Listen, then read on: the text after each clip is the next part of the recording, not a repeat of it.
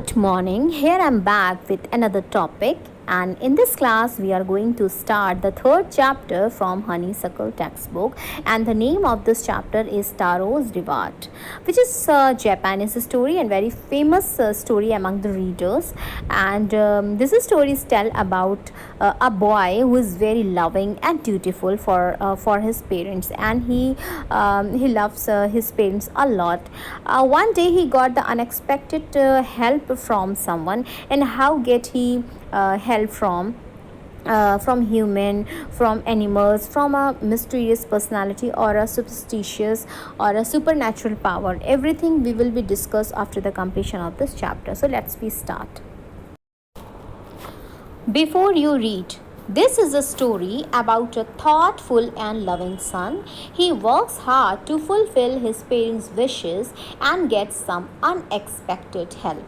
Actually जो टारोज reward story है, ये स्टोरी हमें एक थॉटफुल, एक बहुत ही ज़्यादा समझदार और लविंग और प्यारे बच्चे की एक स्टोरी को नरेट करती है। स्टोरी उसके बारे में बताती है कि वो किस तरीके का कैरेक्टर का वो बॉय है, एंड ही वर्क्स हार्ड, और किस तरीके से वो मेहनत करता है अपने माता पिता की विशेस को, उनकी कामनाओं को, उनकी इच्छाओं को पूरा करने के लिए वो किस तरीके से अनएक्सपेक्टेड हेल्प उसको मिलती है, जिसकी उसने एक्सपेक्टेशंस नहीं थी उसको कभी भी कि उसे इस तरीके की हेल्प किसी मिस्टीरियस पर्सनालिटी से या किसी समवन स्पेशल से उसे इस तरीके की हेल्प उसे मिलेगी। तो वो बहुत अपने जीवन में उसने बहुत सारा स्ट्रगल किया होता है, और वो हमेशा चाहता है कि वो हर खुशी अपने माँ बाप को दे, जो वो सारा सपना अपने माँ बाप का पूरा करे जो सपना उसके माँ बाप ने देखा है कि किस तरीके की लाइफ स्टाइल वो जीना चाहते हैं। Actually the story of Taro's and his magic waterfall, ये जो स्टोरी है ये टारो की है और एक मैजिकल वाटरफॉल की है। वाटरफॉल मतलब झरने की है।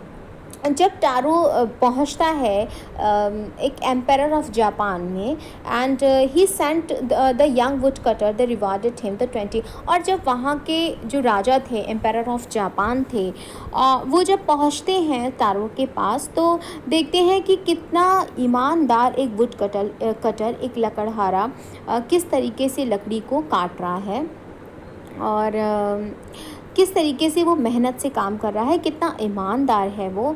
तो इससे खुश होकर, उसकी मेहनत से खुश होकर, उसको जो वहाँ के एम्पायर ऑफ जापान थे, जो मतलब वहाँ के राजा थे, जो शासक थे, उन्होंने टारोस को गिफ्ट दिया, रिवार्ड दिया।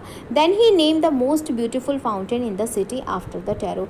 और इन शॉर्ट में मैंने आपको बताया कि उन्होंने एक फाउंटेन, जो मैजिकल फाउंटेन था, उसका नाम भी उन्होंने टारो ही रख दिया after the ending of this story. So one by one हम एक एक लाइन पे डिस्कस करेंगे कि कैसे इस स्टोरी में कौन सा मोड़ कब आया और कैसे उसे एक अनएक्सपेक्टेड पर्सन से उसे अनएक्सपेक्टेड हेल्प मिली। So a young would cutter named Taro, एक यंग वुड कटर था जिसका नाम टारो था, और वो रहता था अपनी मदर और अपने फादर के साथ एक लोनली हिल साइड में। एक हिल साइड मतलब हिल मतलब पहाड़ियों के साइड में वो अकेले अपने माँ बाप के साथ रहता था। कौन रहता था? अ यंग वुड कटर जिसका नाम टारो था। All day long he chopped wood, हर दिन वो लकड़ियों को काटने जाता था इन द फॉरेस्ट। तो he worked very hard, he earn very little money, वो मेहनत बहुत करता था, लेकिन उस मेहनत के से जो उसको पैसा मिलता था, जो वो पैसा कमाता था, वो बहुत ही थोड़ा पैसा होता था। मतलब ही अर्न वेरी लिटिल मनी, वो बहुत कम पैसा कमाता था। Instant of he work hard every time, वो बहुत मेहनत करता था, उसके बावजूद उसको पैसे बहुत कम मिलते थे।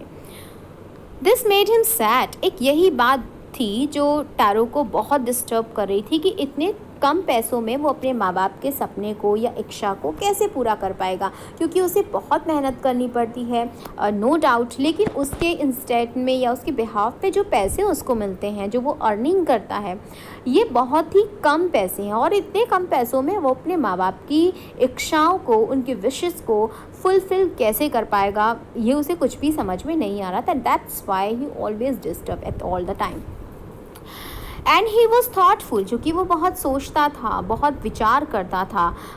सो he was very thoughtful son and wanted to give his old parents everything they needed. वो अपने पेरेंट्स को हर कुछ देना चाहता था, हर वो चीज़ देना चाहता था जिससे उसके पेरेंट्स को नीड थी, जो उनकी ज़रूरत थी. वो हर सुख, वो हर सुविधाएं अपने माँ बाप को देना चाहता था. और वो इतना ज़्यादा सोचता था कि वो बहुत डिस्टर्ब रहने लगा था कि कैसे मैं फुलफ़िल करूं अपने माँ बाप की इच्छाओं को और नीड्स को, उनकी ज़रूरतों को.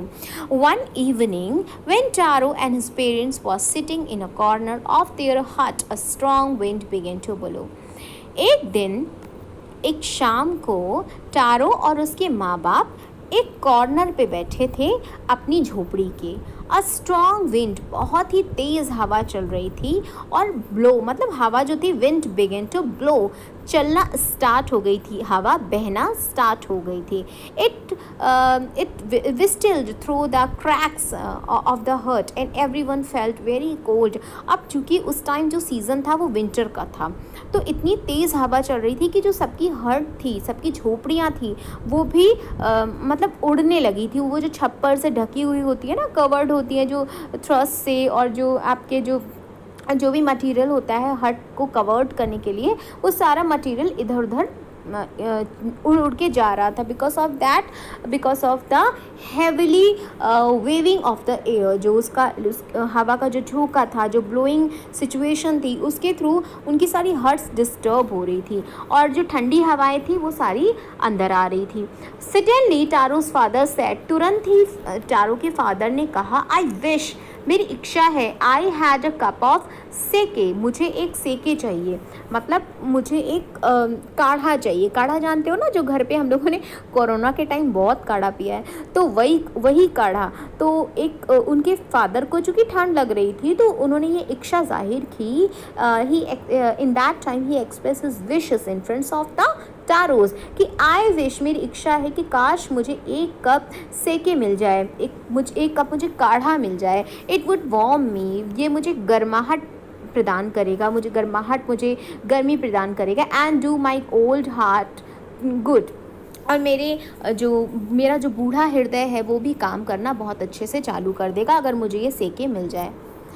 This made Taro sadder. अब ये जो इच्छा थी उसके फादर की, ये बहुत ही मतलब फुलफिल ना करने वाली इच्छा थी, क्योंकि सेके उस टाइम मिलना it's impossible. Because in that time the सेके was too costly.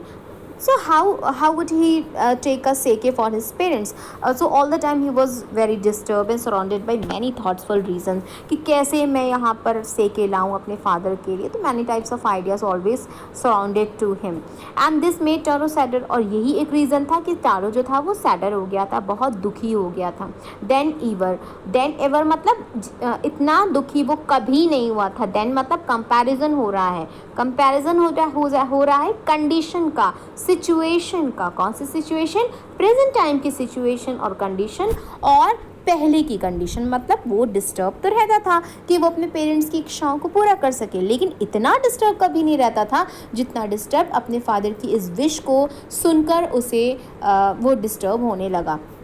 तो कंपैरेटिव डिग्री लगी हुई है यहाँ पर, तो ध्यान दीजिए कि दिस मेड, यही जो एक इच्छा थी टारो के फादर की, उसने उसको बहुत दुखी कर दिया था देन एवर, जितना वो पहले कभी नहीं था.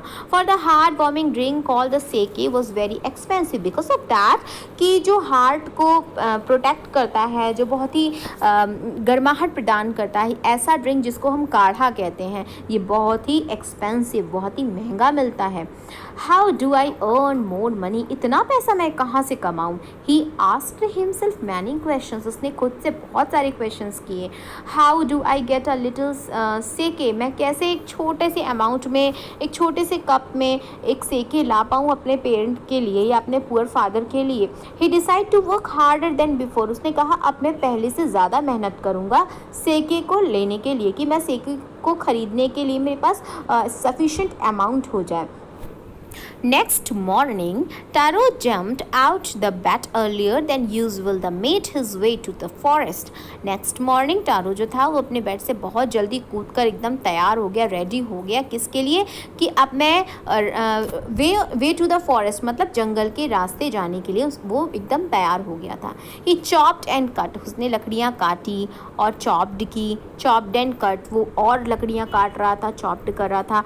सन क्लाइम्ड, जो सूरज था वो भी काफ़ी चढ़ गया था। क्लाइम्ड मतलब काफ़ी चमकने लगा था, सूरज काफ़ी ऊपर आ गया था। And soon he was warm, अब उसे बहुत गर्मी लगने लगी।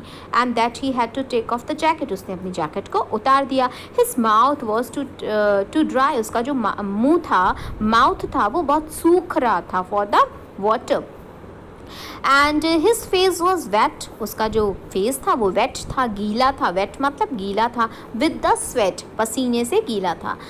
माई पुअर ओल्ड फादर, और खुद से वो कह रहा था कि मेरे प्रिय पिताजी, वो सोच रहा था, he thought if only he was as warm as I, if only he was as warm as I, मैं जितना वार्म फील कर रहा हूँ, मैं उस सेके के बदौलत अपने पिताजी को भी काश इतना ही वार्म फील करा पाऊँ with the help of the sake. And with that he began to chop even faster, और ये सोचकर वो और ज़्यादा लकड़ियों को चॉप करने लगा कि मैं अपना टाइम वेस्ट क्यों करूं ये सोचने में। मैं तो और अगर कुछ ना सोचूं, कहीं मेरा दिमाग इधर उधर ना जाए, मैं कोई भी डिस्टर्बिंग एलिमेंट्स को अपने माइंड में ना लाऊं, तो मैं अपने काम में बहुत अच्छे से कंसंट्रेट कर सकता हूं। तो वो बिल्कुल उसने सोचा कि जितनी गर्माहट मुझे मिल रही है, काश सेके के थ्रू मैं अपने फादर को भी इतनी गर्माहट प्रदान करवा सकूँ।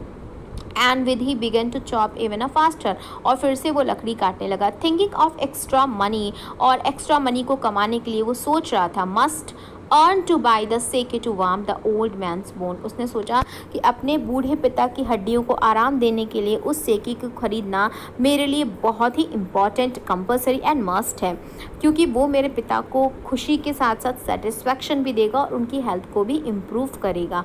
तो मैं और पैसे कमाऊँगा जिससे मैं उस सेके को खरीद सकूँ, परचेज कर सकूँ। Then suddenly Taro stopped chopping, और थोड़ी देर बाद जो टारो था उसने अपनी चॉपिंग को यानी लकड़ी को काटना स्टॉप कर दिया। What was the sound he heard? किस तरीके का साउंड उसको सुनाई दिया? कैसा साउंड, कैसी आवाज़ उसको सुनाई दी? Could it possibly by rushing water? उसको लगा कि शायद कोई पानी है जो गिरने की आवाज़ है, पानी के गिरने की आवाज़ है। Taro could not remember even seeing of the hearing the rushing stream in the part of the forest. उसको नहीं लगा, उसे कभी भी इस तरीके की आवाज़ सुनी ही नहीं थी फॉरेस्ट में। इससे पहले भी वो इस फॉरेस्ट में लकड़ी काटने आया था, लेकिन इससे पहले उसने कभी भी ऐसी रशिंग स्ट्रीम की या ऐसे झरने की आवाज़ उसने कभी नहीं सुनी थी जैसी उस दिन उसको सुनाई दी। ही वॉज थर्स्टी, वो बहुत प्यासा था। The x dropped of his hands, और उसकी जो लकड़ी जो कुल्हाड़ी थी, एक्स मतलब कुल्हाड़ी थी, वो ड्रॉप्ड आउट, उसके हाथ से छूट गए। एंड ही रैन, और वो दौड़ा in the direction of the sound, उसी साउंड के डायरेक्शन में जहाँ से वो आवाज़ आ रही थी। Now the 6-point arrow saw a beautiful little waterfall hidden behind a rock. उसने देखा कि एक पहाड़ी के पीछे, पत्थर के पीछे एक उसको बहुत ही प्यारा, सुंदर सा और लिटिल छोटा सा वाटरफॉल मतलब झरना दिखाई दिया, जो हिडन था, छुपा हुआ था। बिहाइंड, किसके बिहाइंड? अ रॉक, पत्थरों के पीछे छुपा था। Kneeling at a place where a water float quietly, वो वहीं पर पहुंचा, उसी प्लेस पर पहुंचा जहाँ से वो जो पानी था वो फ्लो कर रहा था शांति के साथ। And he cupped a little in his hand, और उसने अपने हाथों को फैलाकर अपने वो जो उसकी हथेलियाँ थी उससे उसको फैलाकर उसको वो पीने लगा। Put it to his lips, और अपने लिप्स के हेल्प से वो अपने हाथों के पाम में उस पानी को लेकर पीने लगा। He tasted it again and again, वो बार बार पी रहा था, बार बार उसे टेस्ट कर रहा था। And always it was the delicious sake instead of the cold water, और उसको हमेशा हर बार जितनी बार वो सिप कर रहा था उतनी बार उसको वो पानी बहुत ही डिलीशियस लग रहा था, और उसको लगा इट वॉज अ डिलीशियस सेके, ये तो वही काढ़ा है, instead of the cold water, ये तो बिल्कुल भी ठंडा पानी नहीं है, ये तो इवन काढ़ा है। जिसका जिसका मुझे इंतज़ार था, जो मैं कमाना चाह रहा था, जो मैं ख़रीदना चाह रहा था, जिसके लिए मैं इतनी मेहनत कर रहा था, इस वाटरफॉल से तो पानी नहीं सेके गिर रहा है।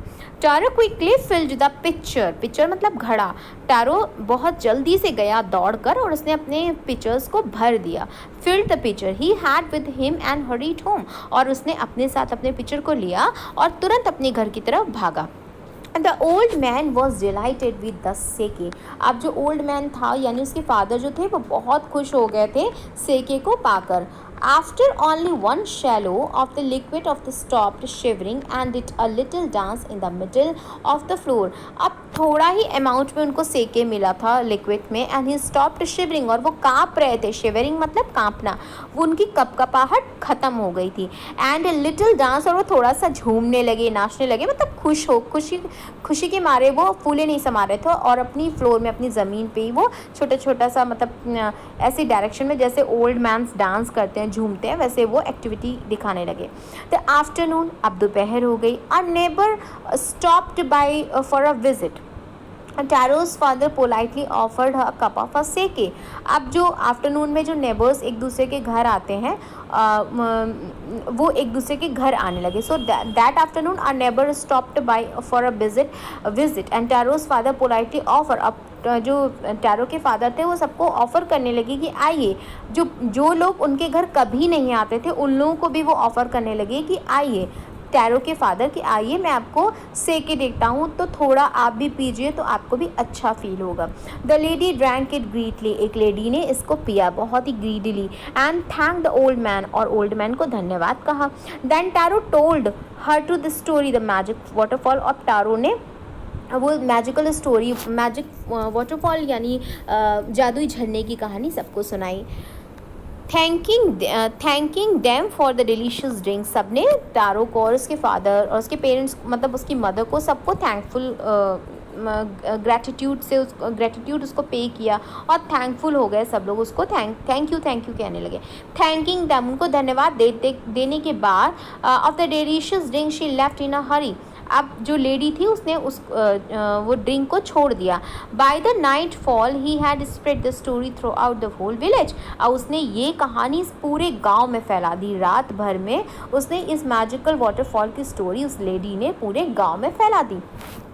अब इवनिंग हुई। That evening there was a long procession of the visitors the woodcutter's house. Each man heard the story of the waterfall and took the sip of the sake, and this less than hour of the pitcher was empty.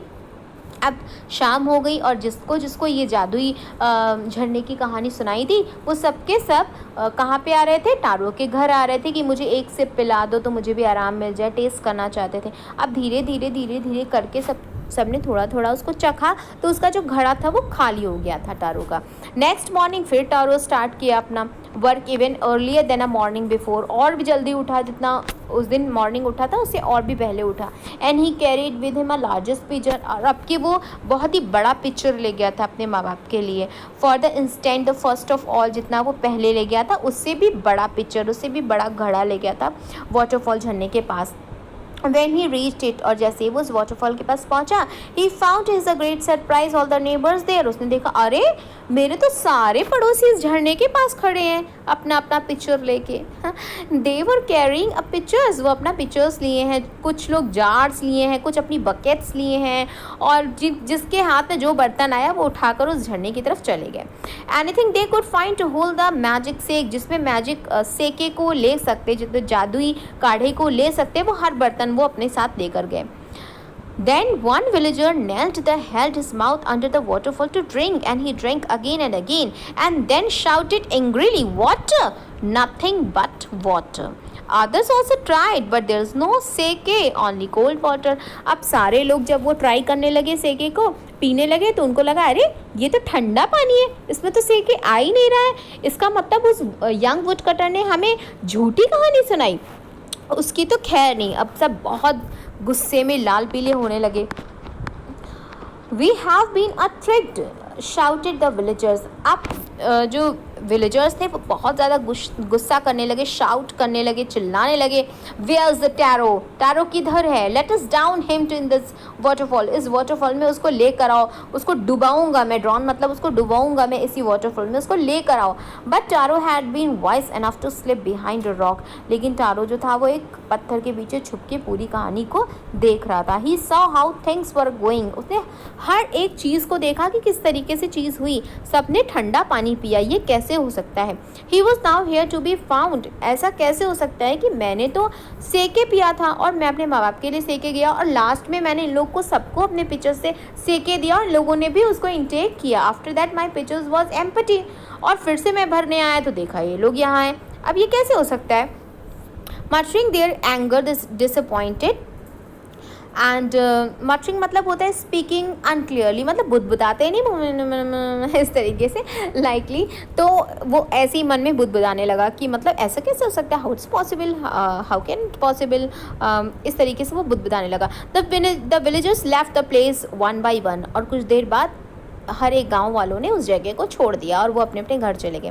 Tarot came out from his healing place, अब जो tarot था वो धीरे धीरे चुप्पे चुप्पे से बंधे कदमों के साथ उस पहाड़ी के पास गया, उस झरने के पास गया और उसको फिर से उसको टेक करने की इच्छा हुई। उस हिडन प्लेस से वो बाहर आया।